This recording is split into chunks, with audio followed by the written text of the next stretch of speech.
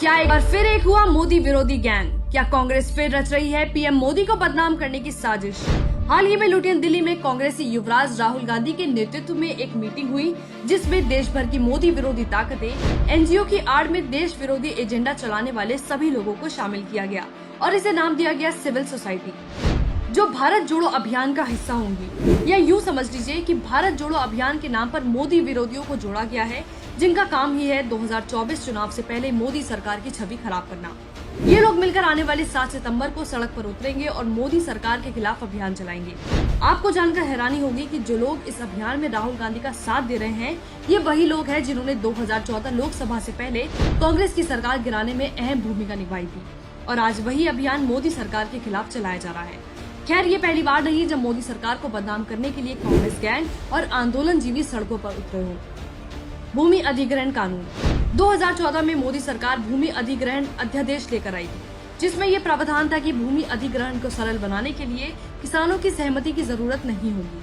लेकिन लगातार विरोध के चलते मोदी सरकार को ये बिल वापस लेना पड़ा, जबकि इस बिल में किसानों को अधिग्रहित जमीन से भारी मुआवजा, हर महीने 3,000 रूपए देने जैसे लाभ शामिल थे।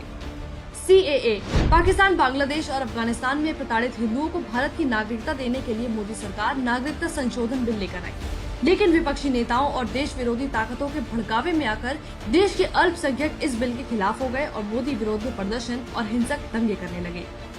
कृषि आंदोलन किसानों के हित में मोदी सरकार 3 कृषि कानून लेकर आई, जिसके लागू होने से किसानों को फसल की अच्छी कीमत, उपज बेचने के लिए नए और साधारण तरीके और टैक्स वसूली पर रोक जैसे प्रावधान थे। लेकिन उसको लेकर भी विपक्षी नेताओं और उनकी कठपुतलियों ने अन्नदाताओं को भड़काया और मोदी विरोध के लिए चंद पैसे देकर सड़कों पर बिठा दिया। अग्निपथ योजना देश के युवाओं को सेना में भर्ती होने के सपने को पूरा करने के लिए मोदी सरकार अग्निपथ योजना लेकर आई। इस योजना के तहत अब 12वीं के बाद ही युवा सेना में 4 साल के लिए भर्ती हो सकता है, और ऐसा करने पर उसे सरकार की ओर से पेंशन के तौर पर लाखों रुपए की मदद मिलेगी। लेकिन इस योजना पर भी विपक्षी नेताओं ने अपनी घटिया राजनीति कर जनता को बरगलाया और देश एक बार फिर विरोध और आगजनी का शिकार हुआ। लेकिन विपक्षी गिद्दू और उनके रिमोट से चलने वाली देश विरोधी गैंग को इस सब से भी मन नहीं भरा, तो अब उन्होंने मोदी सरकार को एक बार फिर घेरने के लिए नया प्लान बना लिया। यानी स्क्रिप्ट वही है, मकसद वही है और तो और लोग भी वही है, बदला है तो केवल साल। लेकिन ये चाहे जितनी कोशिश क्यों ना कर ले, पीएम मोदी के खिलाफ उनकी कोई कोशिश काम नहीं आएगी, क्योंकि उनके पास एक परिवार का नहीं बल्कि देश की जनता का समर्थन है।